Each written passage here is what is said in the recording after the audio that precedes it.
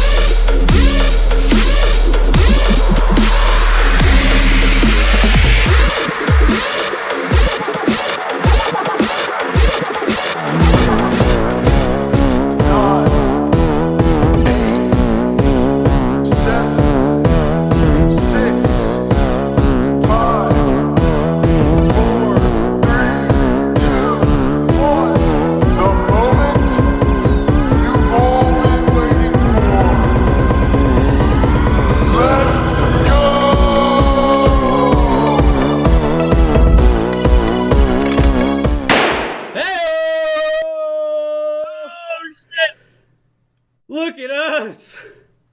Look at us! Look at us! Oh yeah! We Hell got yeah! it! Oh, you guys don't know this, but that was right in the nick of time. That's something. That's something that corn-toothed coward. Oh, whatever He her ain't name never is, on Jenny time. Thompson could never do, could she, Ricky? Hell no! Look at that! On time. Only one timer. Managed to Golly. keep everything going. How you doing, Alpha Man? Does everything sound good out there? You guys don't know this, but I just ran around the block. had to get ready for this show. Golly, that was down to the wire. Jenny Thompson be doing this, we'd still be waiting another half hour. You ain't lying. You ain't lying. Yeah. Brother, how you been? How you had to take last week off? Everything all right? Yeah. You know, it's been a hell of a sickly year this year, man. My kids have been sick and sick and sick. Yeah. And it's just one right after the other. So I had to take care of the little children and take care of them and make them feel better. So I took last week off. Everybody's happy and healthy now, so. Well, that's good, brother. I'm glad to hear. Hell yeah. How you? Oh, brother, I'm doing good. I'm doing good. I got an update. I'm not going to say exactly what happened to Jenny Thompson, but I got something I got to show everybody real quick. Oh. Yeah, I'm wondering what happened. Why he ain't here right now. What do you got for us? Hold on. Oh, you're going to show us now? All right. Let's see what you got. I'm going to try. That's for sure. You got a hold of the command center tonight. Oh, man. That AEW show was off the charts, though, wasn't it? Brother, it was nice. I was loving it. Oh, what's this? Can you see it? I can't see it on the screen right now. Oh, I know what's You up. had it up. I thought you had it up. I know what's up, brother. Uh-oh. Oh, It said internal server error. It just Jenny Thompson!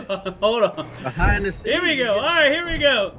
I'm not saying what happened to Jenny Thompson, but oh yeah, it's a good spot this right is here. for my night the other night on my stream Throw right my here. ult.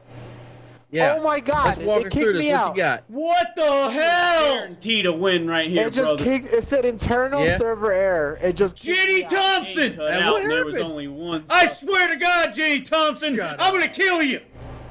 I'm gonna kill your ass, Jenny Thompson. Thompson strikes again. Gosh, damn it, I'm eating right now. Oh my What the God! fuck Are you for just real? happened? Gosh, Oh my God, man!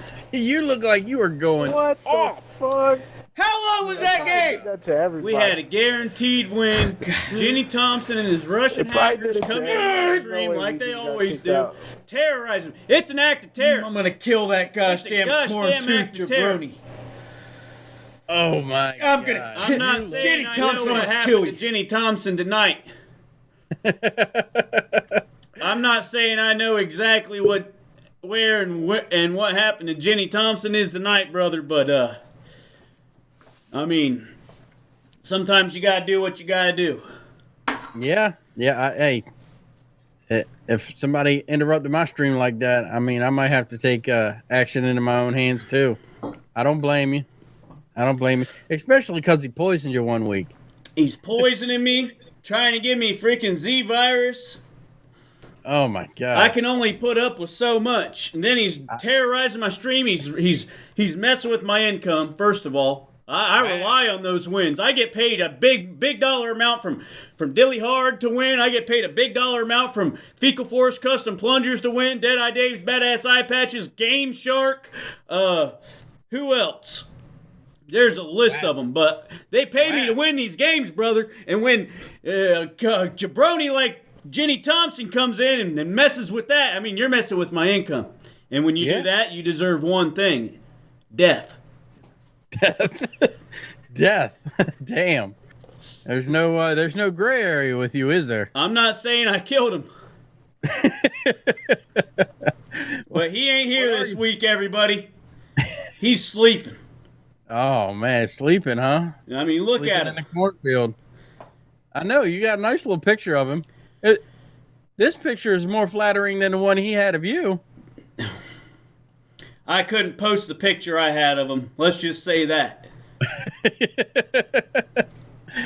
Was it that gory or that dirty? I plead the fifth, brother. Oh man, dude, AEW. Let's get into it, man. Might have been the best that episode. Was like their best show. That had to be up there. Had to be up there. Top 3, Garrett. I mean, top 2 Dynamite shows easily. Easily. Very well put together and kept at a pace. A good clip, and nobody hogged the show, I would say. But these are very, very well done. You're gosh damn I'm right. liking AEW. Brother, from the promos to the matchmaking to the pacing, I mean, everything was on point tonight. Yes, sir. I have very, very little complaints about this show. I was trying to find some shit on this show, and man, it's gonna be some nitpicky shit. But hey, I had to find some fault. So let's go ahead and hop into the first booking. We got Mox and Ortiz. What'd you think? Mox and Ortiz. Now, how hard is it to wrestle with one eye? I mean, you play with one eye all of your life, I'd assume. Yeah. But I mean, good Lord, does it mess with your equilibrium? Okay, so there's a golden age of about 5 years old, okay? If you lose your vision in one eye prior to that age, that's when your brain starts to develop really most of all your motor functions and all that stuff, where you really start to put things together using your depth perception, peripheral vision, hand-eye coordination. 5 years old is about when that starts to really kick in. So if you lose your vision before that age, you're okay. You can learn all that stuff with one eye. When you're losing that, I don't know how old Mox is. I'm guessing in his mid to late 30s. He's older than 5. From what I understand, bro, it's pretty difficult. Wow. Yeah, I seen him. He did like a clothesline lariat thing and fell abnormally. Like, I didn't think he was supposed to fall, and you could tell he was off balance. But I mean, for one eye, he did a damn good job of seeing punches come in and getting counts right. And man, he was on his game. Mox is really showing off. I don't know if maybe he had a little bit of like a gap in there. He could see a little bit. I don't know if that helps. I mean, I have one eye. I've had it for pretty much my whole life, so I don't know what it's even like to have 2 damn eyes, brother. So it's wonderful on this side. I'll tell you that. I like both my eyes. Yeah, I mean, you're the expert on 2 eyes here. I'm not. So I imagine it would help if you had like a little gap to something to look out, but I know he was having a hard time keeping that patch centered, but gosh damn, brother, that was a good match. Yeah, it was. It was a very good match. I did not think that Ortiz was going to give him that much of a trouble. And it turned out he really did. And you know what set this match off just that extra? And I'm going to go off on a limb here and say it's going going to be the theme of this AEW show is that little extra. Yeah. Okay. So Chris Jericho had just that little extra stuff that we were looking for with his commentary. I mean, that put the match over, and it just added that little extra star power, that X factor that we're all looking for, and it put the match over and put everything else. Dude, I totally agree. Chris Jericho can just call a damn fight, and as a heel, which I hate a gosh damn heel, especially like Jenny Thompson. Oh, you ain't lying. He calls it so good. He's just like Bobby Heenan. He's calling him names. He's saying what he's doing's dirty when he's the goddamn dirtiest bastard out in the business. And it's just like he does a perfect job to put the other guy over because you know he's the worst. So you know to not believe. It's just perfect. Chris Jericho's perfect. But I got something I got to get off my chest. Okay? All right. When Nate comes out and I don't know who said it. Probably JR or something. He says, the fans are wearing an eye patch in support of We know who they're supporting. Okay, they're supporting me. They ain't supporting Moxley. He's wearing this big contraption on his face. They had one of these right here. They had a straight up eye patch, and that's me. Okay, they ain't supporting Moxley. We know who they're supporting. Give me a hell yeah. Hell yeah. Yeah, all you alpha maniacs, alpha hunks, give me a hell yeah. Hell yeah, get him. So don't say they're supporting Moxley. Get your facts straight, JR. Oh, my goodness. I'll tell you what, man. I've noticed a lot of people biting your style this week, man. You got Moxley. Everywhere. You got the AEW crowd. You got some characters in Apex biting your shit. It's everywhere, brother. The Cincinnati Reds. And you gotta get some trademark action. That's character infringement, isn't it? When you're in a lawsuit, you can't give out that many details, but let's just say me and Apex Legends will be in big claims court soon, brother. Oh, I hear you. We're skipping small claims, going straight to big claims, brother. That's right. Because you work for millions, right? Double that. You ain't double that. That's what I'm talking about. So Moxley gets his revenge. Was that sweeter? They can't just steal my thing once. They got to do it twice, don't they, brother? Now, with that being said, the aftermath of the match was just as good, if not better, than the match itself. And then on top of that, you actually had the announce team accentuating the rest of the actual whole thing, which is what you should have. Yep. And they were not with Mox, but they weren't against Mox. It was really weird. It was a perfectly balanced fine line that you had to walk. Yeah, because you just witnessed a guy jab somebody's eye out with the 4GT key, and you're like, God, I mean, do you support it or not? Because, I mean, what you just witnessed was a crime. That's assault with a freaking deadly weapon, okay? And, that is true. But it's like, Ortiz is a douche, okay? He's a jabroni to the 10th degree, and he deserves to have his eye gouged out every once in a while. So it's like you're on the fence. I am on the fence, and I gotta be neutral as Ricky the ref. You know, I gotta call it down the middle, and I say what Moxley did was uncalled for, and it went too far. It did cross the line. You'd have to disqualify him in a match for that one. Yeah, I mean that's even in an ODQ match like they like to do in the WWE, they still get a disqualification for that. Yeah, I will say that. And what's up with the? I guess we'll get into it as we go a little bit further. But I've noticed that AEW is pretty lax on the rules a lot. Yeah, they're like, you can't do that. The ref's like, no, you can't do that here. Continue. But it's like worse than the UFC with John Jones and his eye pokes. Fuck John Jones. We ain't gonna don't get me riled up about John motherfucking Jones. I'll tell you what, man. That's a red button for me, man. Izzo.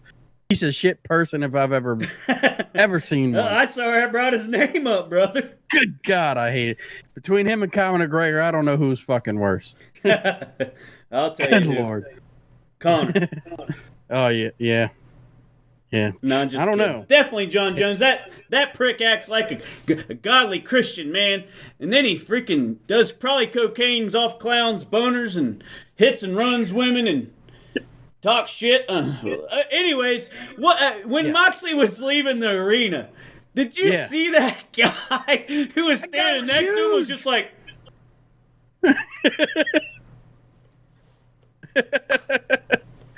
Yeah. He had no idea what the hell to do. And I was like, this is awkward, brother. This is like really weird. I like seeing that cringeness just a little bit. It was great. Yeah, it was something else, brother. Oh man, what a day.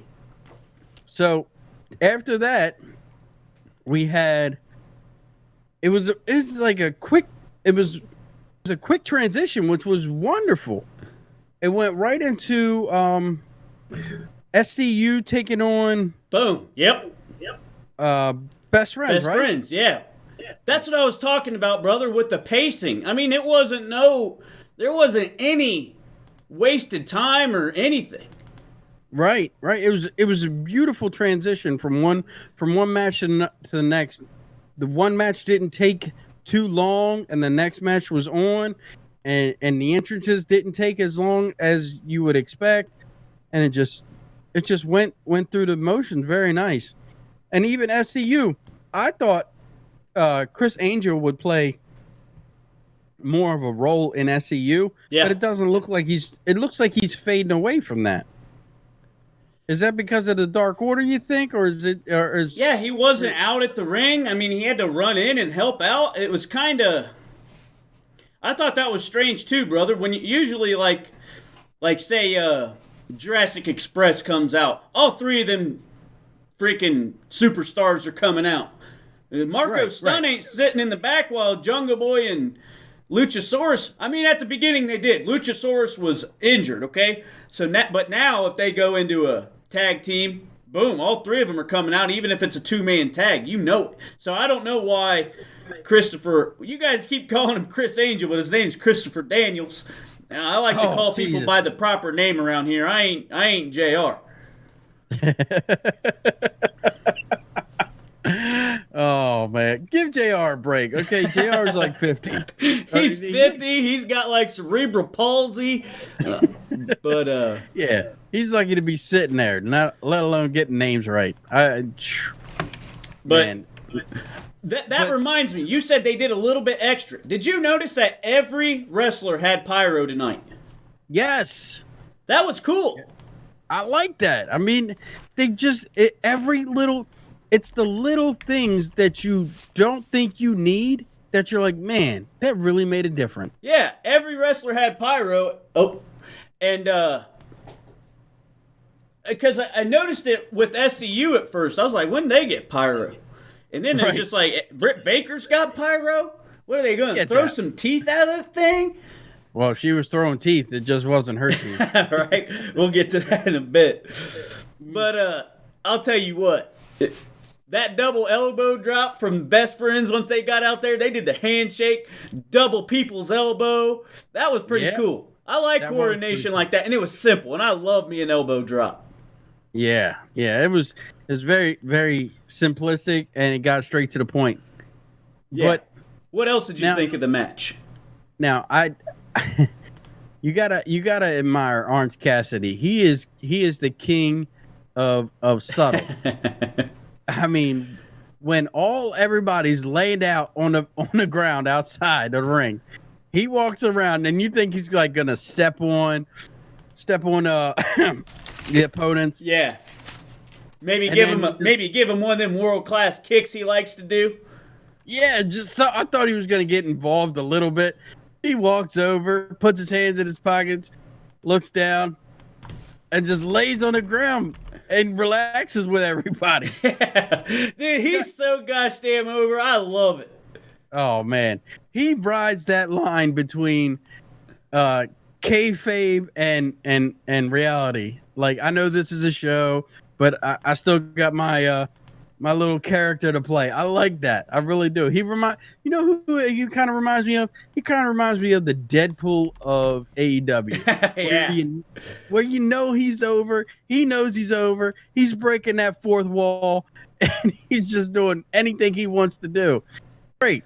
It's really great. I hats off to Best Friends. I don't think they would be as over without Orange Cassidy. And SEU is just right there with tag team excellence. I want to say, like, they work as a very good cohesive unit, and I'm glad the Best Friends didn't get the win here. I like the fact that they miscued with the hug, and then I don't know the guy's name. I think it's Scorpio Sky. Is that right? Yeah, the African American black, Oh, now you're as getting- some would say. The black is that what you said? The black guy, not the black. The black. I meant the black guy. the best one on the team. Okay, This is February. What's wrong with you? brother.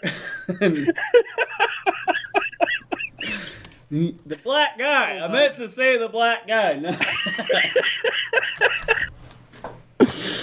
Oh, that's fucking funny. All right. The guy with the best gosh damn drop kick in the business. Is he athletic or what? Oh my God. It's like he moves around like 205 and he's walking around 250 easy. Dude. Is talk about body control. It's something else. Is it seriously though? Serious question. Is there a better drop kick in the business? It's up there. I mean, between him and Bob Holly, they both of those guys had one of the best drop kicks, I want to say. Yeah. Okay. And yeah, Rob Van Dam had one, but he very, very rarely uses it. But Scorpio Sky has pretty much perfected it, and he makes it look very, very crisp. What do you think his vertical leap is, brother? Because he gets like 5 feet in the air, at least. That's cool. I love his drop kick so much because I noticed this after he connected with the feet, he pushed himself up even further. I know. That's Like, how do you do that? You gotta be strong on the receiving end too. Yeah, he's got to tell him, or I mean, I would assume that they go through it in rehearsal or some type. Yeah. Like, you got to take this and you got to stand with it. You can't just drop. Right, you gotta hold your ground, brother. Yeah. Man, he makes it look good, though. He makes it look real good. And I'm glad they picked up the win with the kick. And they move on. Does that count as their on their records? Because I wasn't sure about that on AEW yet. What's a record and what's not a record? Because sometimes it goes on your record and sometimes it doesn't. I didn't understand. I think where you might be getting confused is that they reset the records at the beginning of the year. Did you know that? I heard. So that's why they're all so low. So I believe that would go on their tag team record. Okay. Now that is a tag team. Now, just because you have a singles match and you're a tag team, that doesn't go on your record. It goes on a singles record. Yeah, you have two So, like, separate Ortiz- records. You have however many different match types or whatever, that's what record it goes on. So, like, if you have a match that's not sanctioned, it doesn't go on your record. But if you do like a singles match, it doesn't go on your tag team record. If you have a 3-man tag, it doesn't go on your tag team record or your singles. Shut up. Wow. Okay. Yeah, that's some maneuverability right there. And just like the UFC, the records don't matter, and neither do the rankings. Oh, okay. But they say they do. Okay. Yeah, So, Okay. the hug. I love how gosh damn over that best friend's hug is. What do you think? I like it. I like it being over the way it is, but I think it might be the Achilles heel of this tag team. They went to it twice, and the second time it got him busted, didn't it, brother? Yeah. I like how they're I like the foreshadowing of AEW. When they tell a story, they don't just tell it as fast as they can. They let it build and let it simmer, let it cook the way it's supposed to cook. And man, did they do a good job of this. They do it all across the board. But with the best friends, it's like, oh nope, they got us this time. And then it'll build a little bit in the next match. They don't just do it match and then nothing and then start over. This is a build over a career or over a season, and I like that a lot. I like how they tell that. And I think this hug might get him in trouble, man. It might. It just did tonight, didn't it, brother? They didn't go anywhere. They had those guys done for. They went for the hug and got their asses kicked. Yes, sir. So, what'd you think of the Dark Order? I mean, I've made it public. I think Dark Order's like the cringiest thing there is, but what do you think? Now, okay, if you're asking me storyline wise, I think it is a very good story. Yep. It has a lot of potential. I like the way it's a mystery. I like how you're using multiple people. Yep. You're seeing all there's a lot of elements to it that are really good. But they're not scary. It's the execution. All they got's jobbers in there. That dude can't get any smaller underwear to wear. I think his name's even Stu. How is your name going to be Stu? I mean, come on. That's the weakest. That's like the brother from Rugrats. Come on, get a real name. Get a name like what's a good name? Like Ivar. I was gonna say that, but I didn't want old Jenny Thompson and Big Sexy to pop a erection. Well, he's got to have sweet dreams tonight, man. He's got to have sweet dreams. He's definitely he's like Ivar his pooping Viking his boner. pants. Oh man, you got to get a name like Emil or like Connor. Something dark like Midian or fucking yeah, that's a good one. Just demon or something. Yeah. I mean something dark. Hey, if you're gonna Stu, go kick that guy's ass. He's like, okay. Hey, Stu.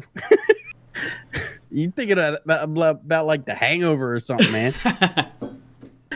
You're not thinking, oh, that guy's gonna kick my ass. What did you think about them not kicking Chris Daniels' ass? Where do you think they're going with that? Oh man, I hope that's a swerve. I don't want Chris Daniels to be the overseer or the Dark Lord. I don't want that. That was okay. I didn't think about that. I don't want that to be like, because he's moving away from SCU and that's really apparent. And then he comes in and then he stands over Orange Cassidy. He doesn't look at him to help him. He just stands over him. So he was like half in, half out. Like he appeared to help him, but he really didn't look over him to see if he was okay. And I like that little bit of acting that they do, that little bit of foreshadowing. Like, I could help him, but I'm not. I'm just here to back these guys up a little bit. Yeah. And all of them backed away really slow, really nice. They all knew. They all knew. And it's like, are they just doing it because they want him as a recruit? Or is there something more to it? That's a good gosh damn point, brother. I don't care what Jenny Thompson says about you. You are smart. I have a brain sometimes. I didn't even think of that. He's the gosh damn leader. What the hell? Could be. You said you don't want him to be, but it's like it's looking us right in the face. Yeah. Yeah, I mean, he's already called the fallen angel. I mean, that's kind of speaks for itself. Man, brother, how did I not see this? Man, I feel inadequate right now. I could be totally wrong, and I hope I am, because I want us to the way that I hope the storyline goes is I want us to think that it's going to be Chris Daniels for as long as we can. Mm-hmm. I mean, like, we think to the point that it has to be this guy, and then it's not, and then it swerves to somebody else. That's what I want. I want that little twist at the end. You got to give people what they want, but what they don't expect as well. That's the two Yes. things you got to give them. And if they make you think they're getting Chris Daniels, and then when it comes out, and the what's the head guy's name? It's not the Chosen One, or it's not. I forget what it is, but it ends up being Cornswoggle. Oh my God! What would you do? What if it? I can see it now. He's walking out the thing. They got a big ass shadow on the floor. You think it's gonna be Big Show? You think it's gonna be the reincarnation of Andre the Giant? And then how it comes out, and it's Cornswoggle in the flesh. Oh my gosh! That'd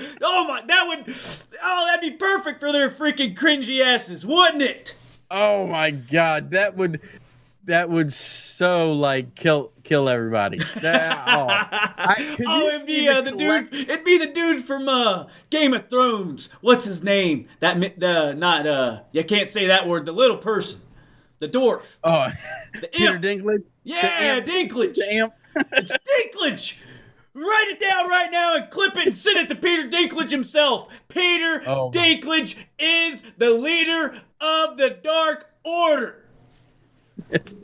I don't know if you can see this, but I just got a question or rather a comment from Backlog Time. Big sexy. And he says Hornswoggle actually had a good match against Orange Cassidy. I seen it. Oh my God. I gotta call that one out. You gotta send me a link to that one, man, because I don't see that ever happening. God, Hornswoggle having a good match against Orange Cassidy. I was freshman squeezed. I don't see that happening. Orange Cassidy used to actually wrestle, brother. He didn't always do this laid back super kick party type thing. He used to actually get down. Oh yeah? I think Hornswoggle knocked the sense out of him, and now he just don't care anymore. Hornswoggle, he hit him with the old Office Space hypnotism. Yeah. Okay. I'm down with that. I mean, I haven't seen it, but yeah, I'd like to. I'd like to see what they can put together. Can you imagine if it was Jimmy T? Did you? It might be, brother. He had the mask on last week. Hey, I mean, Children of the Corn, Jimmy T. That was so funny. I hate Jenny Thompson, but that was funny, brother. You can make it happen. He's already got the corn shucking belt, right? Yeah. All right, let's move on. Next match, we got Britt Baker, a.k.a. Britch Baker. Because, my gosh, what is going on with that woman? She is a real woman. She's the best thing about the women's division right now. She has become, hasn't she? And she faced off against Yuka Sakazaki. Yuka Sakazaki should be way over with her resume. Should be over. If people knew who she was, they would be much more into her. And this match as a whole was probably the best women's match I've seen in AEW. It was good, brother, because you were emotionally involved, finally, with these women because of Britt Baker going heel. I mean, when somebody turns heel, you get emotionally and invested into the match that she's in because you want her to get her ass kicked. Yeah. Yeah, I wanted to see her get hurt. That's what I wanted to see, a tooth get knocked out, and that's what we got. It was great, but it just didn't happen to the right person. Right? Did you hear JR right at the beginning? They called out Yuka Sakazaki, and then you hear JR. He goes, "Tell us about Yuka Sakazawa." Come on, JR. They just said her name. I know. You can't. Some things you just gotta let go a little bit. I mean, look. If I had to pick, that was probably the worst part of the night. Where JR fucked up a name yet again. I mean, it's becoming clockwork at this point, brother. You set a timer. You go an over-under timer of 5 minutes, and you see, is he going to mess up a name before or after? And it had to be this match too. I don't know if he did it on purpose, but you remember last week, Britt Baker cut a promo on Tony Schiavone, and then snapped at JR saying that he's old ass, can't get anybody's names right. Yeah. And then he messes up names on her match. I mean, come on. Yeah, that's too much like a coincidence. That's all I'm saying. What did you think of that magical girl splash? Wow, like that little girl can fly. I didn't think she could fly like that. That was one of the few high spots this week. They were acting like they were back on that windy boat. Yeah. This show would have done better on that boat. It was not a high flying night, but I couldn't help but think, gosh, damn, they could have thought of a better name for that move. The Magical Girl Splash. Well, it's I'm sure it's translated. I'm sure it sounds awesome in Japanese. But that's how they are in that culture, though. I mean, she's trying to bring that culture here, where that strong style and that Hello Kitty style, I guess, that might translate over here to those type of people. I mean, wrestling, if you knock the move out completely, knock the name off, I mean, the move was great. It was cool. And I quote Tony Schiavone, it was a heck of a maneuver. Heck of a maneuver. Now, the end of this. Are you talking about the pin? Because No. I don't know if you noticed, they botched that pin and it looked bad. Really? Okay, I didn't see that. She couldn't get it rolled up right, but she still got her. She was underneath of Britt Baker, it seemed like to me, and she still got the pin just because. Hey, it's one of those AEW referee specials. You know when the match is over, you're slamming that mat 3 times and it's done. But go ahead and tell us what happened. Holy crap. Britt Baker just got her. This is her coming out. This match was her coming out. She's going to be the biggest heel in the women's division right now. She might, she's definitely not overtaking MJF after tonight, brother, but she might be the second biggest heel in the company. She's fighting with Chris Jericho because that was savage. Yeah. I mean, you grab that. Look, I'll paint a picture like this if you didn't see it. She grabs this poor little Japanese girl, drags her over to the bottom rope, and makes her bite down on the bottom rope. And then just proceeds to give her a curb stomp style Kirby, like she was in American History X. She curb stomped her ass. God dang. Well, if you would have seen that instead of them lashings, you would have had the same gosh damn feeling. And then the aftermath. I mean, hats off to Sakazawa, because she took that straight. She took it right to the head, literally. And her mouth was bleeding. She reaches in her mouth and pulls out a tooth. I mean, come on. How fitting is that? So now she's knocking teeth out. She's the gosh damn dentist. But I hate to shoot with you right now, brother, but did you see the botch on that? No, I didn't. You didn't see? All right.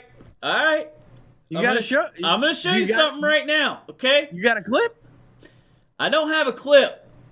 Okay. But they missed the cut, okay? She curb stomped her, and they left it on that scene too long. Oh, yeah, okay. Gotcha. This is following the curve. You gotta know when to cut the scene. You gotta know when to cut the scene. This is all on the video crew. Yeah. Now that you say it, I was emotionally invested, and it was just like, oh my God, I just couldn't see it. And then you see that. Okay. Yep. That makes some sense. Ugh. If they would have left out about three frames, it would have been fine. Yeah. But I saw that, and I was like, what was that? I was like, what just happened there? And then it's like, man. This is right after too, and you're like, oh, they're checking. No, okay, so you can see it. Yeah. But I mean, we all know this is fake. We know. I'm shooting here, brother. We know that Moxley's eye. He's just trying to copy me. We know he's still got his eyes. But brother, I'm still marking out to it. She curb stomped her ass and she made her lose a gosh damn tooth. Yeah, look. And then I didn't even notice. I didn't even notice when I watched it because I was marking out to it. Like, I was so surprised of the savagery that Britt Baker showed. That is just like, holy shit! Can you believe that? She just rope stomped her ass. But yeah. I'm sorry I pissed in your Wheaties there, brother. But they botched that too. Hey, it happens. All right, so I got two scenarios for you. Which one do you think is more likely? Okay, we talked about Britt Baker and MJF getting together. I think we talked about that last week. Do you think that will happen, or do you think Britt Baker will become the latest member of the Nightmare Collective? It would be better if she got with MJF. I think so too, brother. It would be just the conceited, cocky attitude would be much better served next to MJF than in this Nightmare Collective. I don't see the Nightmare Collective going further than the end of this year. Okay. I just don't, unless Brandy Rhodes gets extremely darker and that girl Mel gets darker with her. Yeah, we got to talk about that later in the episode. I don't see it happening. I just don't. But this match, this women's match, was by far the best women's match I've seen. For sure. All the way. It surpassed that tables match between Nyla Rose and Shayna. I thought that one was pretty good too. Does Nyla Rose really count? Come on, brother. She's in the women's division. We're counting. I get okay. That's all I got to say about that. That I count it. Okay, you count. But yeah, I thought this match was better. I thought that tables match was kind of cool. Seeing women get powerbombed through tables for like 20 minutes straight. But this one was better than that because Britt Baker finally has you interested. Oh. Yeah. That's I mean, and she's doing the whole like I'm better than the crowd kind of thing and plays off people and just gets that heat that you need. Yeah. I mean, she's doing finally everything. Doing it. Yes. She said, I'm a dentist. You know, nobody even likes a dentist anyways, but love me. But now she's like, what are you going to do? What are you going to do? Pointing her finger in their face. A little crowd interaction goes a long way, brother. Yeah, it does. When she said that she could what was it, live off the whole front row? Yeah. With all the teeth that they could pull. That was a good one. I like that line. All right, let's get moving. We're going to go over tonight a little bit, but not nearly as bad as Jenny Thompson. No. I don't talk nearly as much as Jimmy T. It's not the talking so much that's wrong with that coward. It's the rambling and the tangents he goes off on, and he'll be talking about one thing. He'll be like talking about a match, and they'll be like, and then you go to the grocery store, and you know what I'm saying, Alpha? And I'm just like, huh? Anyways, I'm going off on one now. Strikes, that's what it is. I'm going off on one now. 8-man tag match between the BBB and the Lucha Brothers versus Hangman, Omega, and the Young Bucks. Now, Hangman Page and the Elite taking on Lucha Bros and Butcher and the Blade. I mean, this was the marquee match, pretty much, of the night. And it's got, I mean, I'm sure we're going to go into it, but it's got my match of the night. This had everything to it. This was like cocaine and energy drinks all day long. I mean, the storyline that they told throughout the match was perfect. I mean, you take us through this match, man. This was a great match, all in all. The thing I love, and I don't know, maybe it'll get old after a while, but the thing I love about these AEW matches, they build up. So that it's a normal match, tagging in and out, doing their team thing, and then you can always tell it's getting chaotic in there. You don't know who's who, who's where, what's going on. People are getting bumped. People are getting thrown over. People are hitting them high spots back to back to back. They had a good 5-minute sequence between all of these guys. Just one team would pile dog on one guy, then all of a sudden, next thing you know, the other team's in there with one of the other team, and it's just like, all I have is what a sequence that end of that fight was. Ouch. I mean, you couldn't ask for a better one. I mean, it's crazy. And I just like how once it gets to a certain peak of excitement, the referee just says that. I throw my hands up. See what happens. He's just see like, what happens. And then they'll be like, they'll go for the pin, be like, you're not the legal man. Mother effer, nobody's the legal man.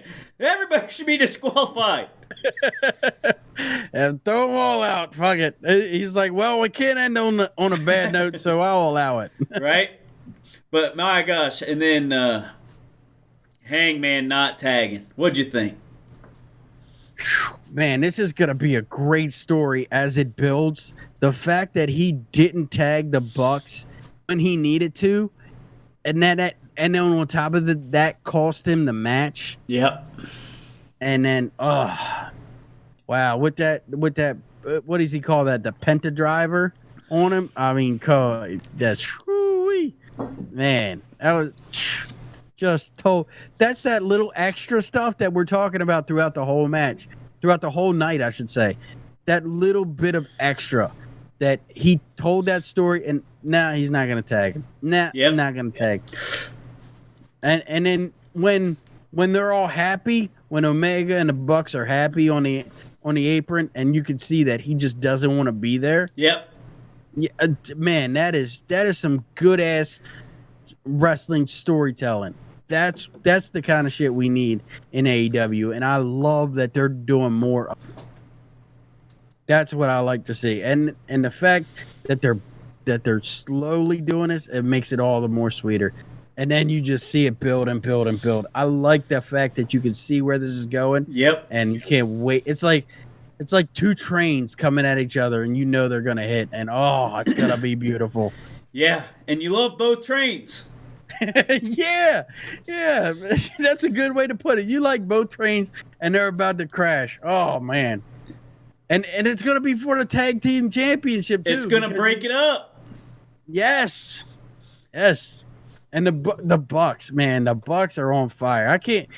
You can't say enough good things about them. I mean, they put over people really well. Yeah. And whoever they're with,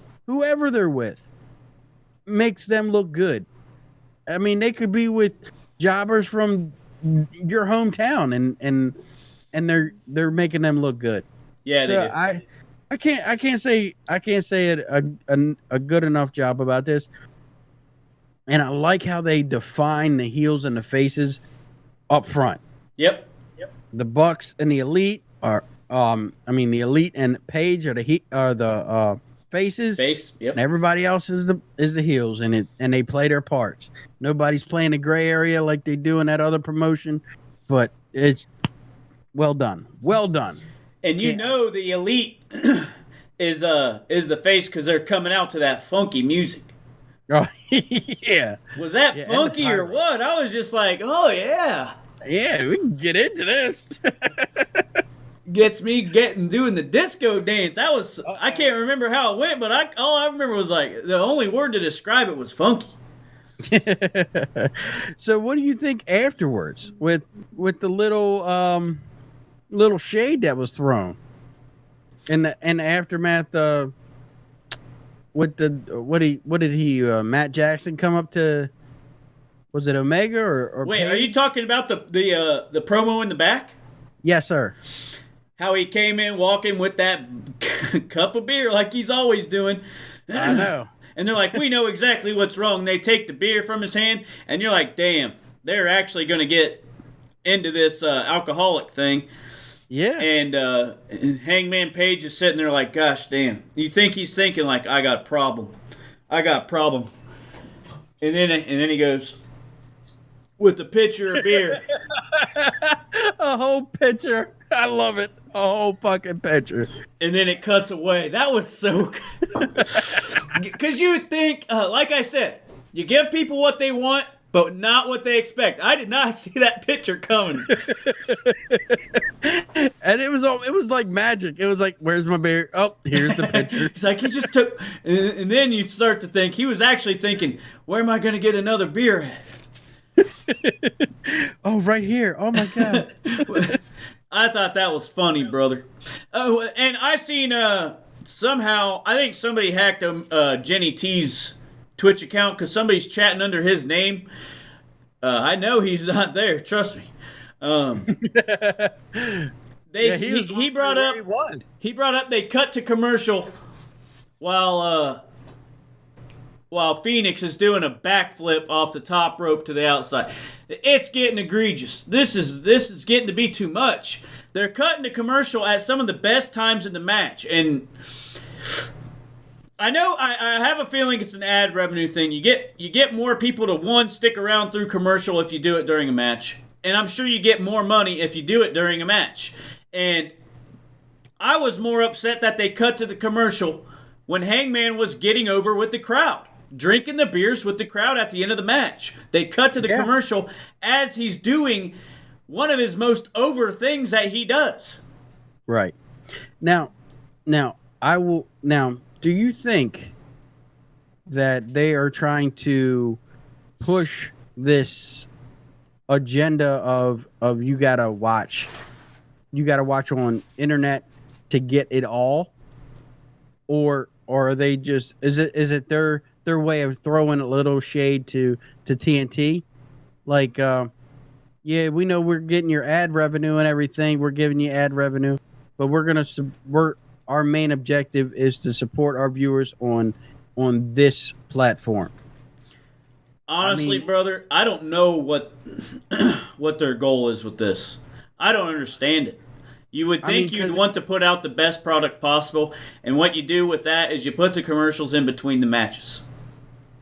Yeah, but you're not gonna get as much revenue that way. You know, you always get bigger money on the mid rolls and everything. But should they be scripting, or should they be rehearsing the matches for that specific reason? Like, hey, coming up on this high spot, we're gonna cut the commercial like in and around this way. Do you think the wrestlers know that, or do you think that's something? Is that like a liberty just the producers have? It's hard to know without being there in the meetings, brother. It's hard to know. Yeah. I mean, I wouldn't imagine that the meetings would consist of all the wrestlers. Yeah, you wouldn't know. I mean, Cody would know. Probably Dustin, probably Jericho. I don't know who's all involved, but right. As a viewer, it's a turnoff, a big one. Now, how do you view the show? Do you view it on TNT? I watch it, most of the time I watch it on the TNT app. Okay. Either on my phone or on my TV. Now, I record it on TV through TNT. Okay. And I also watch it through the TNT app. And then if I miss anything, I watch it on YouTube. And it feels like I get 3 different shows, to be perfectly honest. Oh, really? Yeah, because in TNT, you get all the commercial breaks. With TNT drama, you don't get as many. Really? You only get like half of them, and you see more matches in the app. Okay. And then if I miss anything, I go to YouTube, and the YouTube video that I usually watch has the whole thing, no commercials. Wow. So I get to see everything. Okay. which is, and you really do see it, and that's why I posed the question like that. Are they simply trying to go to that viewer that is on the internet that's watching everything, and is a paywall coming for it? Because that I can only see that happening as the popularity grows. Paywalls are coming for everything, brother. Yeah, I know. I watched it on TNTDrama.com one time. I didn't notice less commercials, but I do notice on the gosh damn app, you're getting 3 minutes of commercials. And my wife, most of you know her as Shamam the Bomb, she was sitting next to me. She's like, that's got to be the 9th commercial in a row. I was like, gosh damn it, it is. And that's no exaggeration. Right. So, I don't know, man. I don't know, brother. But as a viewer, turn off. My biggest knock on AEW is the damn commercials in the middle of the match. Agreed. I think they're just trying to make a return off their investment. Con!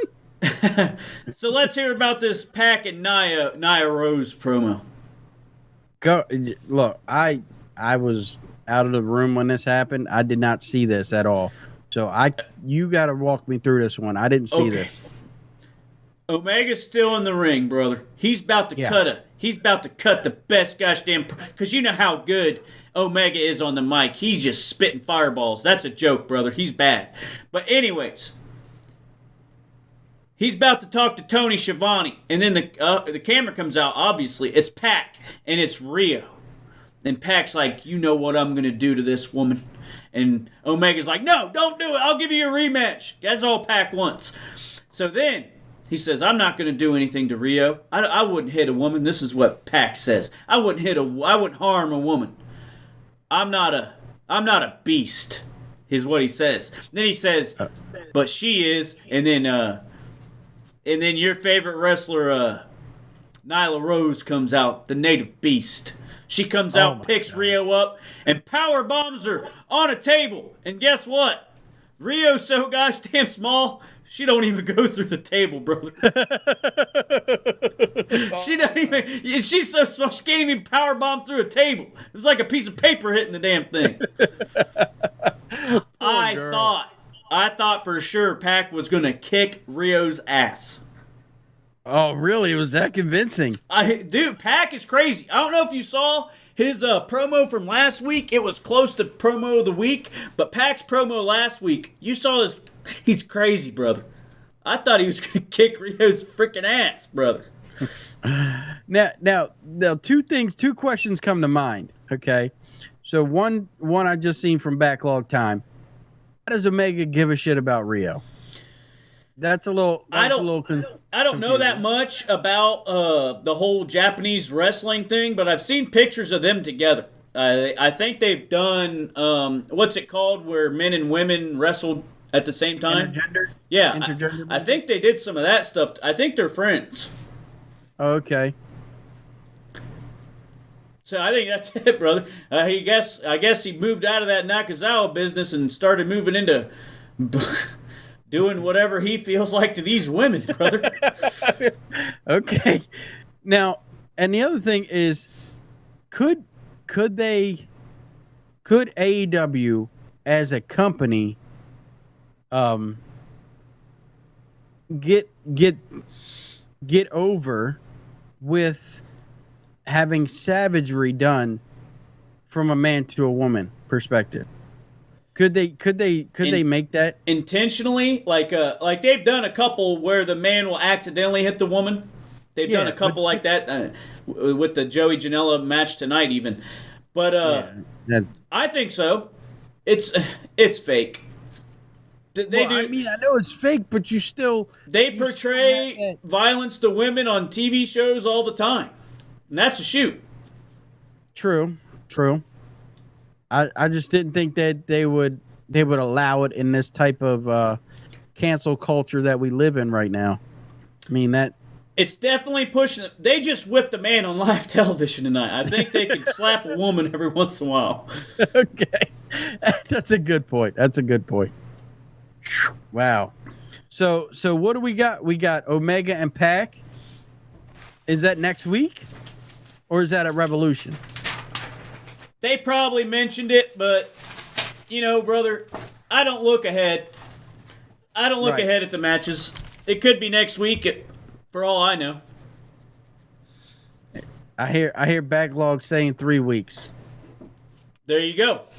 Okay. At least somebody's watching. At least somebody's up to date. They said it's a 30-minute Iron Man match. That's gonna be something. What? Okay, so explain an Iron Man match to me. Iron Man match is 30 minutes of hell. So it's 30 minutes. Whoever has the most pins, 30 minutes. Okay, So that's all that's the match. so it's not one fall. Not at all. It is as many falls as humanly possible.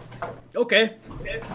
And there you go. An Iron Man match is as brutal as you can get without no breaking DQ? any rules. Most of them are, but I can see you not having one. Okay. I mean, and you got submissions too. I mean, Pac has a submission. I don't know if Omega does. Off the top of my head, I don't think he does. I mean, everybody can do a sleeper hold.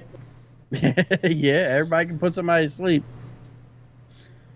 All right, let's talk about Kip Sabian and Joey Janela. This was It seemed like a basic match to me. That's what they've been having this feud, and I was excited for the match. One, I think Penelope Ford is a 9, maybe even a 9.5, okay. and they're fighting over this woman. Yeah. And you think they're going to go to town on each other, and it kind of was just a basic match. Yeah, out of all the matches that was happening tonight, this one's definitely in the bottom. It's like didn't have that fire, didn't have that lust that you wanted. The whole like, oh, these guys are gonna beat themselves senseless. None of that happened. It was just like this is how you would start a match. I would have picked this to start the match, to start the night, not to end. Oh, brother, you don't want to set the mood with that. No, but you could only build from there. I mean, maybe second. Yeah. But somewhere definitely in the beginning of the night, not at the end. Not at the end. This was not leading up to Cody Rhodes getting whipped. That's for sure. Yeah, this was the go get nachos match. That's what this was. I didn't think it would be though. That's why I was so disappointed. I'll tell you one thing I did notice in this match. There was a gosh damn pervert in the front row. Did you see it? I did not. Please explain. I got pictures. Shut up. Okay. I like this. Okay, so Penelope Ford is wearing what I would call a nice outfit. Okay. Her butt cheeks are hanging out the bottom. As they should. And I was licking my lips. But not as bad as this pervert, okay? This man. Let's see. Where you see that man in the yellow shirt? Oh, you can't miss him. Oh my God. He has no shame.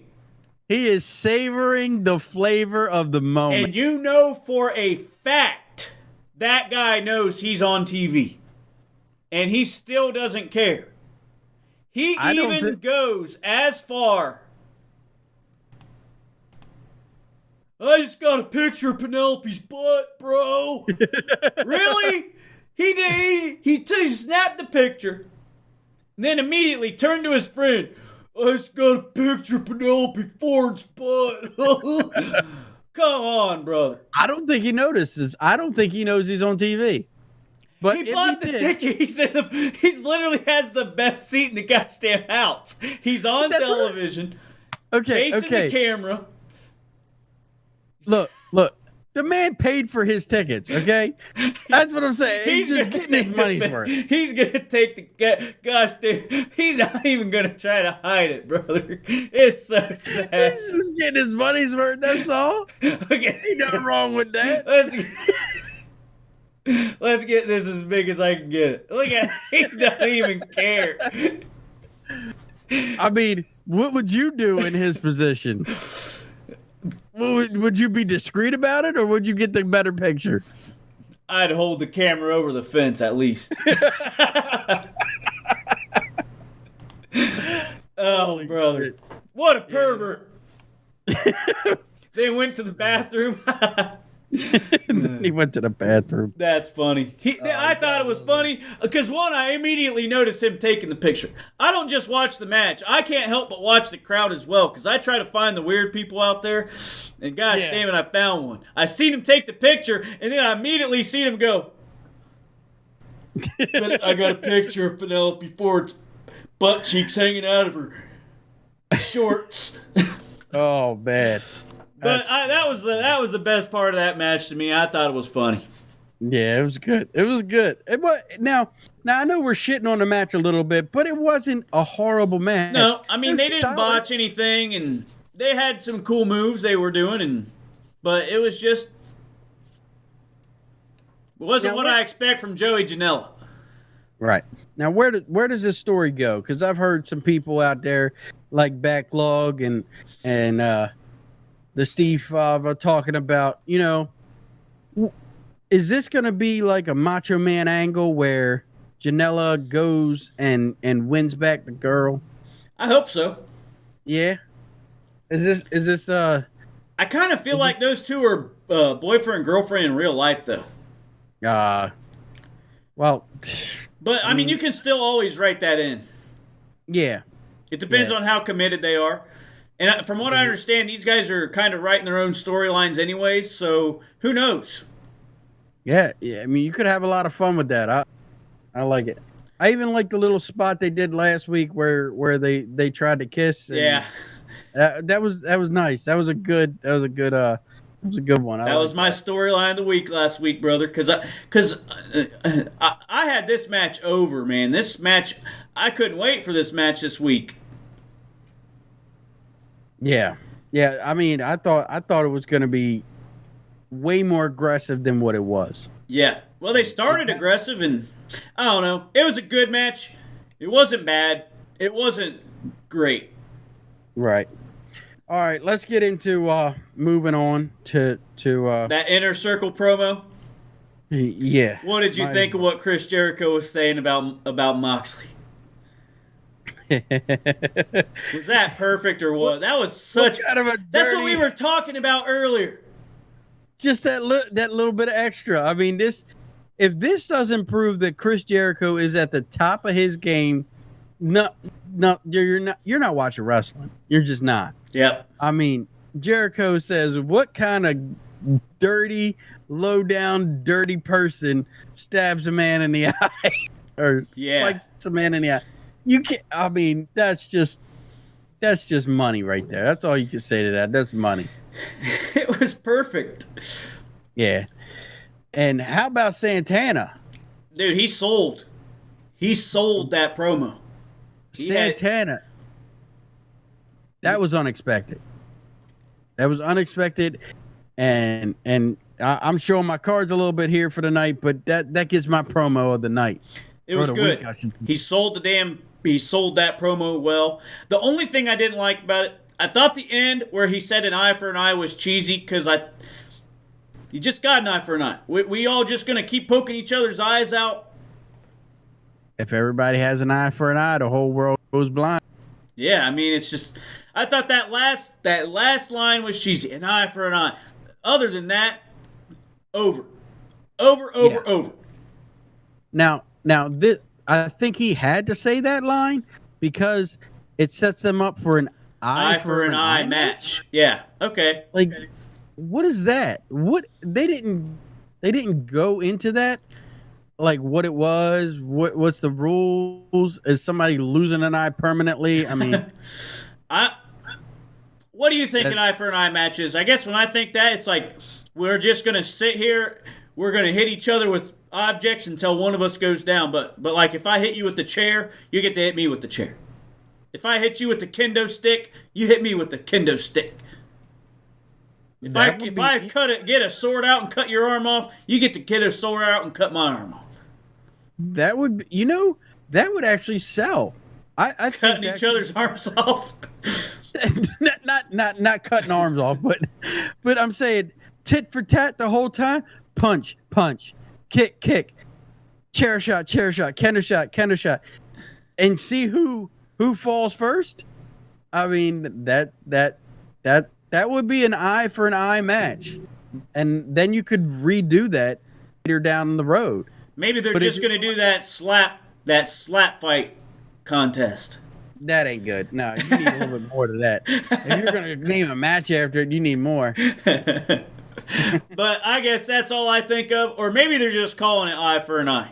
Maybe that's just what they're calling it. It's going to be a regular match, possibly hardcore. I don't know. Yeah. And maybe first guy to go blind wins. Is that how? God, I hope not. Now, when you get so creative, you get stupid. Yeah. Like, I don't know who brought it up last week, bringing in a new title to try to see who could run out of the arena the fastest. That was stupid. Yeah. You get so creative, you get dumb. So, all right. The next promo was the Hangman promo. You got anything else to say about the Hangman promo? I think we covered it. Yeah, we covered that.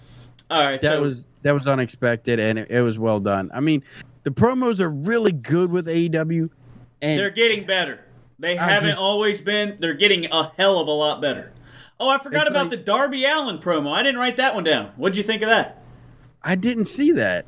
It was a 15-second thing. All it showed was Darby Allin in a field. It showed that cardboard cutout of Jericho and the Spanish God and Darby Allin. It was all black and white. It was ominous. And then Darby Allin took a flamethrower and burned it. Ooh. I think they're going with a Moxley Allin tag team combo. That would, those two. That would really, they could work off. It would work. Pretty good.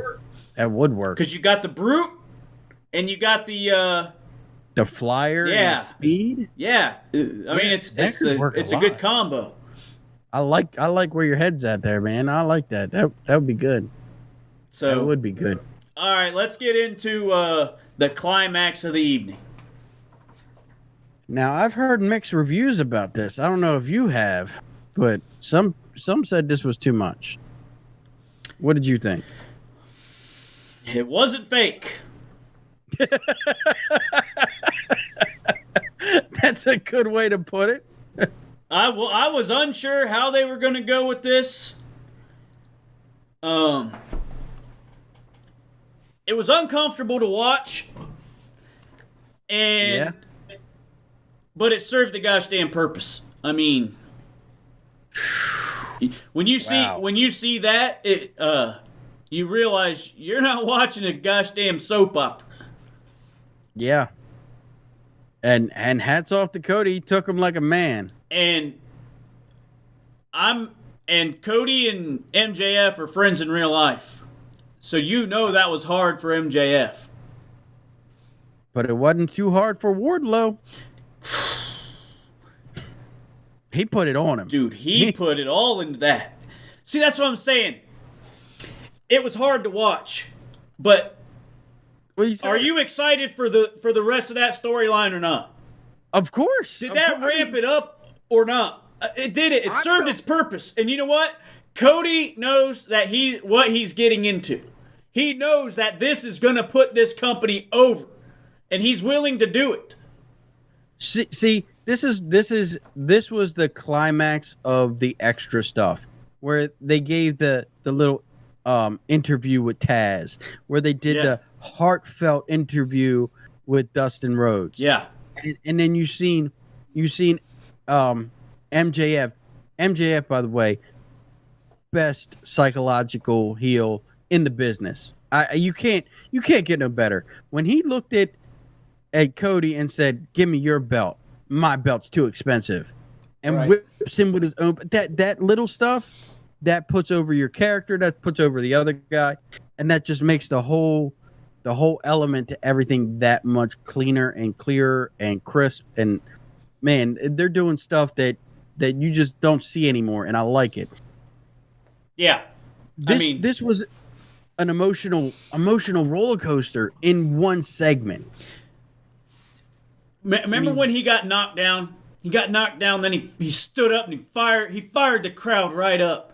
Everybody was like, yeah! He's like, ah! And then he slaps him in the freaking back again. You see those welts start showing up, and he goes down again, and you hear everybody, and you feel everybody in the whole gosh damn arena go, oh. Sit back down like, oh, God. You know, see, this could still push some buttons with some people. I see how people could take this and think that's too much. I know for a fact, I know some kids that get hit with a freaking belt. I know a woman in prison right now because she hit a kid in the face with a gosh damn belt. And I'm sure if that kid watched this, it might be hard on him. Yeah, but it served a purpose. It did. Because you know what? I can't wait for Cody Rhodes to get in there and kick whatever Oddlaw's ass. Oddlaw. He is odd job, isn't he? But like, it's those moments in wrestling that are so few and far between. Not when the crowd gets unbelievably unhinged and you hear this great pop. It's that silent moment when they think, oh shit, it just got real, and they get deflated in the whole room.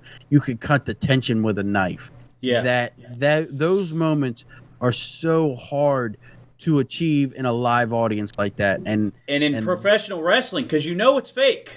Yeah, and that's something that they couldn't do. And then the heartbreaking moment.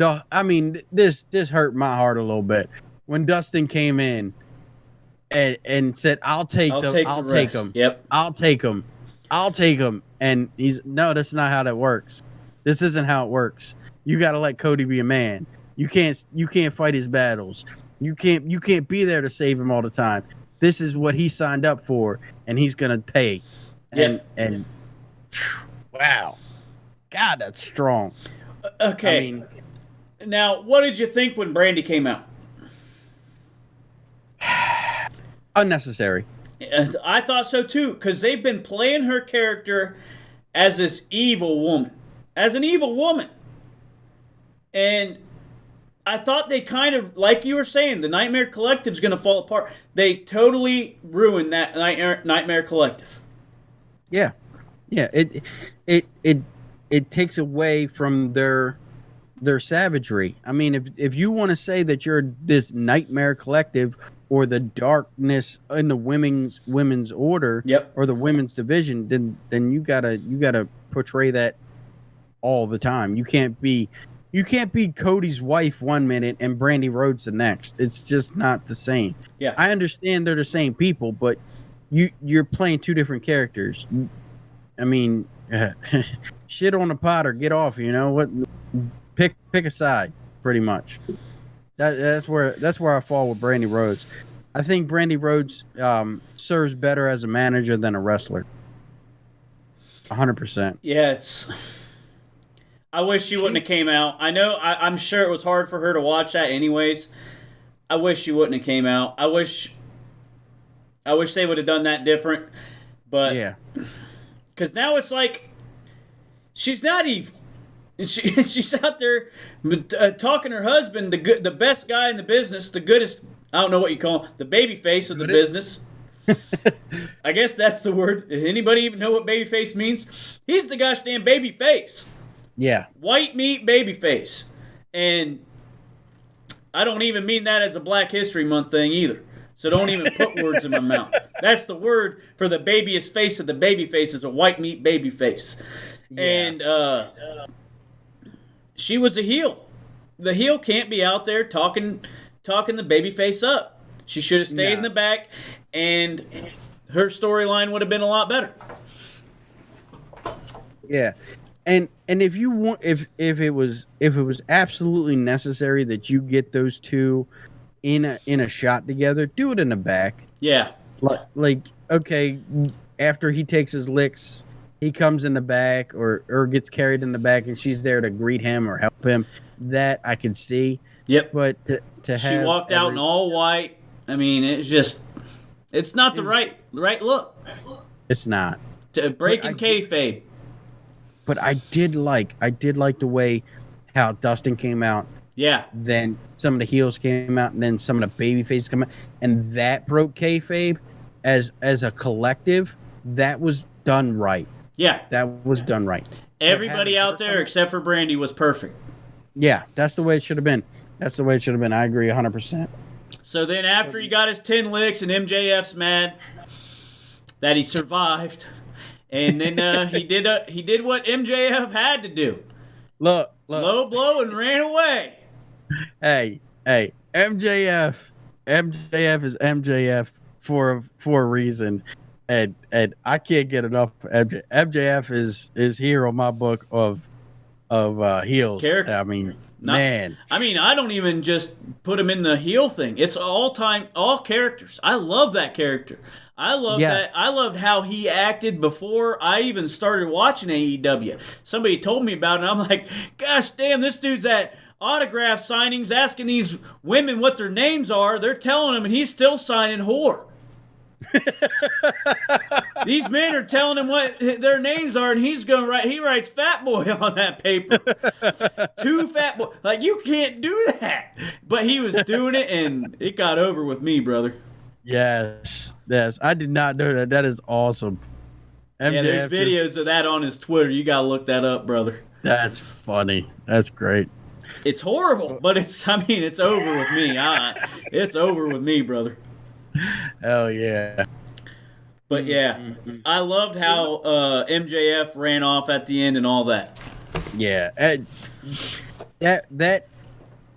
I love those kind of segments, and I love the way they ended the night with it and everything, and then you're emotionally drained, and you're like, man, whoa, what a show.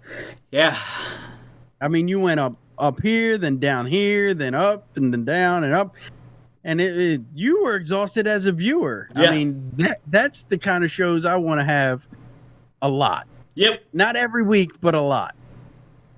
Yeah, I mean, it was a great show. Like we said in the beginning, one of the best, if not the best, Dynamite show. 100%. I can't agree more. So you want to do some of the weeks? Let's do it. We got that. Let's start out with the high spot of the week. Here we go. What do you got as high spot of the week? And now, the high spot of the week. Really? We got that messed up, that's for sure. Hold on, let me fix something real quick. Yeah, you gotta fix something. My pretty face can be Who set everywhere. this up? Jimmy T taught me a couple things. That's all I'm saying. High spot of the week. Like we said, there wasn't that many this week, and off the top of my head, I can only think of the I'll tell you which one's mine. I'll lead off. Okay. Ray Phoenix has got to be the most dexterous. He's got the best dexterity and agility of anybody, I think. The way he jumps on the ropes, jumps to the top turnbuckle, does a backflip on four guys on the outside of the apron. Brother, I think that crap is cool. I know he does it like every week, but it gets a big pop out of me every time. So I'm going with that maneuver Ray Phoenix did where he went to the ropes, the turnbuckle, and then backflip outside. I don't even know what you call it. Yeah, look, you pink one-eyed bastard stole my shit. I can't say anything else. I mean, that's exactly word for word what I was gonna say. I mean, Ray Phoenix and Pentagon Jr., Lucha Bros, I mean, they complement each other perfectly, and Ray Phoenix with his high-flying acts every week, I mean, he tops the list. I mean, he does. I would say, other than that, it had to be Yuki Sakazaki or doing her magic jump. Yeah, the Magic Girl flip or something like that. The Magic School Bus. It is what it is. I don't know. Yeah, that was cool. That was cool too, but definitely Ray Phoenix. Yeah, Ray Phoenix beat her up. Beat her out for that. Hey, so what you want? I got another one for you. Oh, you do? Okay. And now, the bump of the week. You're gosh damn right it is, brother. Look at that bump of the week. Did you notice any big bumps this week? Oh, man.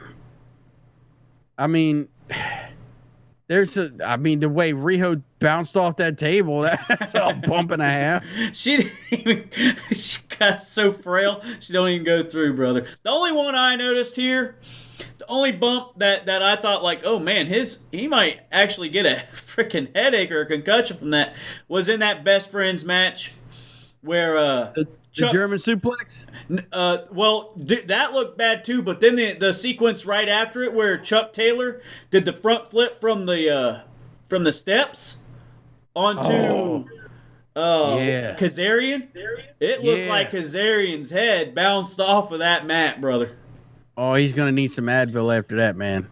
His head, it looked like his head actually bumped pretty hard off that mat, and I was like, damn. This match better end soon. So that was my bump of the week. I thought it was cool how that whole sequence set up too. I don't know if we talked about this. How I like how AEW. I don't know if other promotions do this because I don't really watch wrestling. I haven't in a while. But they'll go back and forth, and then next thing you know, they're all on the ground. Yeah. But that flip off the steps into Kazarian, and Kazarian, he took a bump right on the back of his head, right on the floor. Yeah. Well, I mean, a big bump of the week. I mean, if you wouldn't be doing it justice if you didn't add Cody Rhodes taking all those real. That's true, brother. Lashes. That's true. How did I miss? What is wrong with me? That's obviously it. Yeah. I mean, you can't fake that. You can't. Two things you can't fake. You cannot fake a belt whipping to the back, and you cannot fake gravity. And wow, man, did he took 10, and every one of them was real. And there's no faking that at all. I don't care that you just don't fake it. You just have to take it. Have to, and that. Hats off to him because he's putting his company on his back and getting whipped for it. Hell yeah, he is, brother. That's it. Duh. Bump of the week, Cody Rhodes. 10 of them. Yes, sir. What's next? All right. I guess promo of the week, right? Is that what's next? And now, the promo of the week. Promo of the week. So you go ahead. Okay. Like I kind of tipped my hat earlier in the night Yep. But it had to be Santana for me. I mean, this was unexpected. It was fiery. It was aggressive. It had emotion. He sold it the whole way. I mean, and it made him feel like a bigger deal. I always thought that in the inner circle, Santana and Ortiz, they're like the peons, the pawns. But this brought him up a level. This is what needs to happen. This is gonna bring this whole group up, and man, did he ever sell it? I mean, I felt that fire, especially because he just got poked in the eye. Yeah, and yeah, that was my promo of the week. The thing I like about that promo, and they've been queuing this up for a while, anyways, but now, Moxley is gonna systematically take out every member of the inner circle. Spanish God down. Ortiz down. Santana's next. You know he's going to kick Jake Hager's ass. Virgil might even get a whipping. Because I know Big Sexy likes it when Virgil gets an ass whipping. That's right. And Jericho's at the end of it. Oh, man. And I like what Jericho said in the commentary in that match that he had with Ortiz. He said he's the one that brought Moxley into the business, and he's going to rue the day that he ever did. I mean, that foreshadowing sets up so much. That's like some Game of Thrones foreshadowing. Yep. You don't realize it until they're at the climax and they're fighting. Like, I brought you into here. I tried to do right by you and give you that 4GT, and this is how you repay me. And yeah. Oh man. They got some good stories that they're telling. I really like it. Very good. So my promo of the week was the one that had me the most concerned out of all the promos, and that was Pac acting like he was going to kick Riho's little ass. Oh my God. It had me. I'm like, I'm not sure I want to watch this right now. And then he swerve. It was a swerve and bring out Nyla Rose. But specifically, Pac acting like he's about to kick Rio's little butt. I mean, he is the bastard. He is the bastard. That's what he said. He says, I think he said, I'm a bastard, but I don't beat women or something like that. Oh, man. That was good for me, brother. That's definitely my promo because I was concerned. Yeah. Concerned for Lil Riho, and then, God, she still got beat by a man. Come on, really? I'm sorry. That's all right, brother. What's next? All right, next we have to have the storyline of the week, right? And now, the storyline of the week. All right, you jump off this one. Tell me your storyline of the week. All right, let's see. I got to think. I could go Hangman again because we don't know what he's doing. Honestly, Right. brother, my storyline of the week is Cody Rhodes and his feud with MJF, Wardlow. Gosh damn it, did they build that up tonight or what? I can't wait to see where it's going to go, how bad it's going to get. They got a cage match coming up.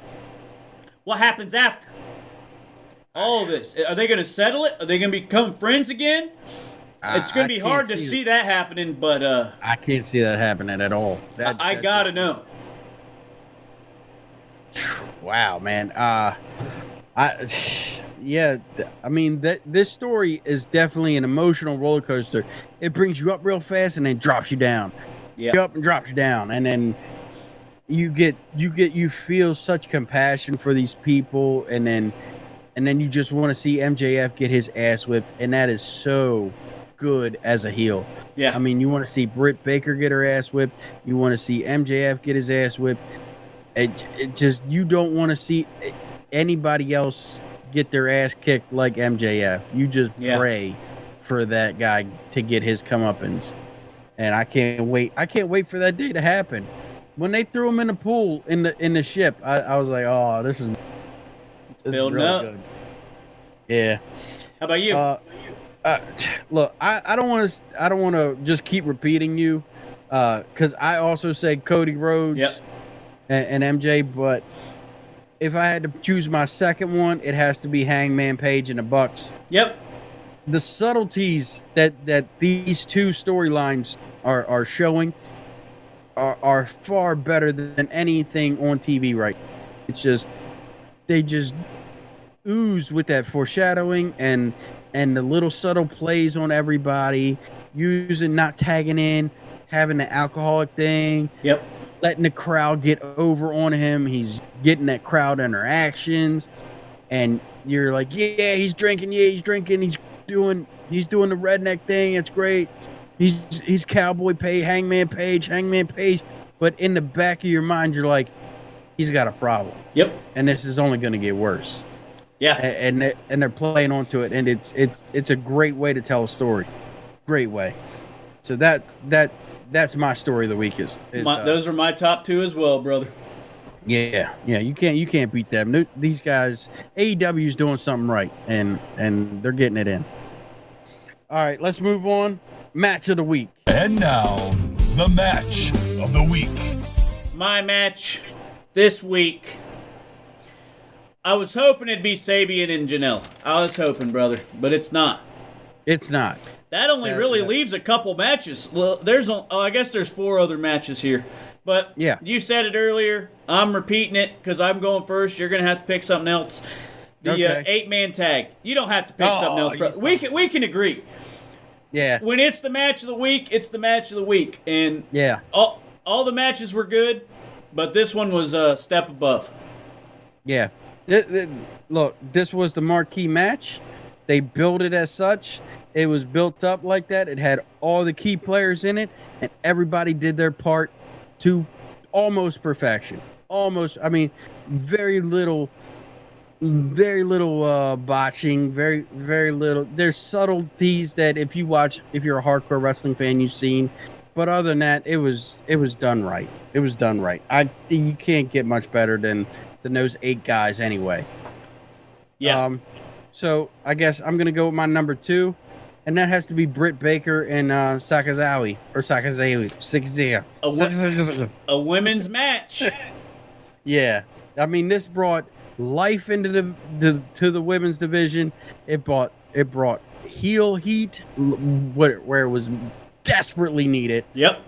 I mean, you just can't get any better than this in a women's match. It got me emotionally invested, and then just Britt Baker curbing her. Oh my god, It was good.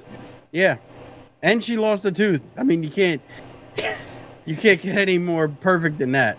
And the wrestling wasn't bad. They weren't doing the exaggerated misses. They weren't not as bad as they have been, at least. Yeah, And that's a big deal. it is. So yeah, I always thought up until this point that the AEW women were playing too safe. yeah. They didn't want to get hurt. They didn't want to hurt anybody because their division was small, I guess. I mean, you gotta lay it out sometimes. You gotta put on a show for everybody, and these 2 women stepped it up and did exactly that. Can't ask for anything better. Good pick, brother. Here we go. The most important one. And this one might be the highest contest. And now, the superstar of the week. What you got? Steal my thunder again. Come on. Oh, man. So Cody got over. Yeah. No doubt about it. Yes, sir. But MJF's stock rose probably just as much, If not more. if not more. So it sounds like we might be on the same page here. I'm choosing MJF because you can't just. You want to cheer for the face, okay? But that doesn't mean they're getting the most over and the most heat, because heat and over are equivalent in value. You know what I mean? So I'm going MJF. He did everything right. He was slapping his. I think they're best friends in real life. So he beat the shit out of his best friend. And he sold. Yeah. He sold it gosh damn well. Yes, so MJF, superstar of the week. I hate to be in agreement with you, Alpha, but I am. I mean, this is like the 3rd or 4th time I'm actually in agreement with you. It's crazy. It's crazy. MJF is my superstar, and I'm not changing it. I'm not. MJF, the subtleties of MJF, the fact that he kicked him in the nuts and he knew when to back off and let Wardlow take it. I mean, and the way he handled Dustin was even better. Yeah. I mean, it's those subtle little things that make him the heel, and the ferocity, and still have the cockiness with the ferocity. That's kind of a hard line to straddle, and he's doing a really, really good job of doing it. He's doing really an excellent job, brother. And I mean, you just, I can't see MJF not being decided top dog in the whole AEW. I think he's gonna surpass Cody eventually. I think that's what's gonna happen. He's already above Mox. Mox is second to him. Granted, Mox gets the crowd going, and he's a good face. Yeah. But MJF, nobody controls a room. MJF, and he just comes in. His music's perfect, because when that music, dun dun dun, and everybody's like, boo! It's so perfect, bro. He's got so much within heat. 3 notes. Yeah. Within 3 notes, they're booing. So you that's when you know you're doing something right. Yeah, you're gosh damn right, brother. MJF. He got the most heat this week, and no question about it. So, do you have anything you got to get off your chest before we do a raid? How about MMA Mark's podcast? I listened to the new episode today, brother, and I had to educate you. Okay.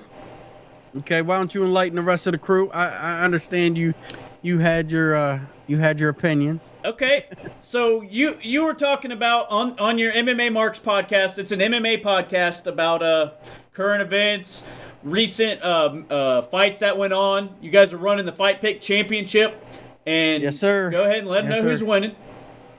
We don't need to go into who's winning right now. Okay, we don't need to go into that. All right, we won't mention that I'm winning the gosh damn thing. I'm the only one with over 500 points. Nobody else is even close to me by like 70 points. We're not going to mention it. But the MMA Marks podcast, if you like watching mixed martial arts, then this is the podcast for you. I'm going to put you over right now. You and Buddy have a good gosh damn chemistry. You guys are both cool people. You have a gosh damn sense of humor, and you're not afraid to show it. It's a good gosh damn podcast, brother. You guys are doing a hell of a job. Thank you, sir. Thank you. I'm glad to be a part of it, and I couldn't do it without Buddy. I couldn't do it without my partner.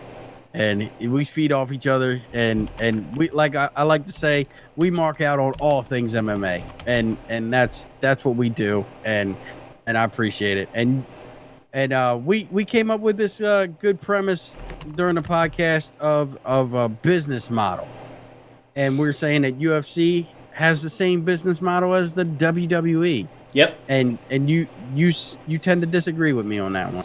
Okay, it's similar. They do a lot of things similar.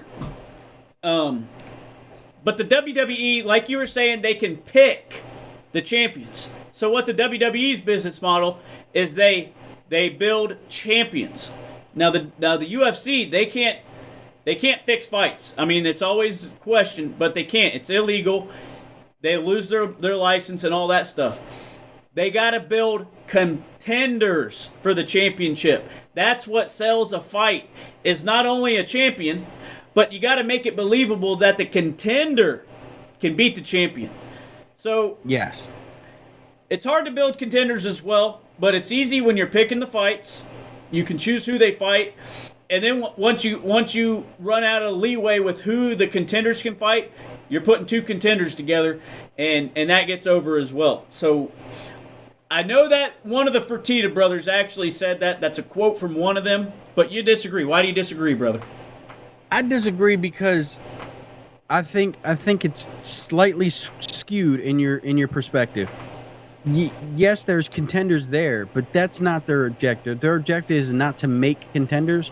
Their objective is to tell meaningful, emotional storylines, just like in WWE. Yep. The WWE is there to tell stories, not to boast championships. Because if it was all about belts and titles, you'd have a lot more, or you'd have one in every single weight class. And in the UFC, you'd have every weight class. You'd have every 10 pounds a different weight class. And you'd have double champs, triple champs, and all that shit if it was just about titles. It's about meaningful stories. Mm-hmm. And meaningful stories sell emotion and sell fights. That's what's going to make you watch. I mean, I'm watching this weekend because I fucking hate John Jones. I mean, that's just how it is. I want to see him get knocked the fuck out. I yearn for that. I yearn for it. And they've created that monster because they show his asshole side, and they don't shy away from it. They push it, and they push it. Even though you can see he's trying to change his image, but we all know, we've already seen too much. We all know that he's a piece of shit. Yep. And he's the biggest heel. He needs to embrace that heel and go with it. If I was him, that's what I would do. But I digress on that one. Now, I agree. They do build storylines, and I think it's only pretty recently where they are building these storylines on the newcomers. Macy Barber, Sugar Sean O'Malley. But they're hoping these guys will be contenders in the future, but they're promoting them earlier. But who you're getting these promotion pushes off of people who they think are going to get the title, and that's where I think. But they don't do it like they used to. They don't push the contenders like they used to. They push people who sell more, and are maybe have a better Twitter following. No, And not necessarily the best. They push the to this Page than Greg Van Hardy. Zance now. So that used to be their business model. But they might have got, you might be right. They're definitely getting away from it now. I'm telling you right now, nothing speaks better to that example than Greg Hardy's career Yep. in MMA. I mean, they're not fixing the fights, but they're doing everything in their power, just enough to. I mean, they're giving them what we call cans because you can beat them. I mean, they're just feeding him people to demolish. They're basically squash matches, and they know the opponent knows that he doesn't have a shot before he even gets in the ring. The only real competition that Greg Hardy's ever had is Juan Adams, and he folded like a cheap tent. He just did. And man, but as far as the business model of WWE to UFC, I don't think it's sustainable because, like you said, they can't fix fights. They can't Yep. have that. So it needs to evolve into something different.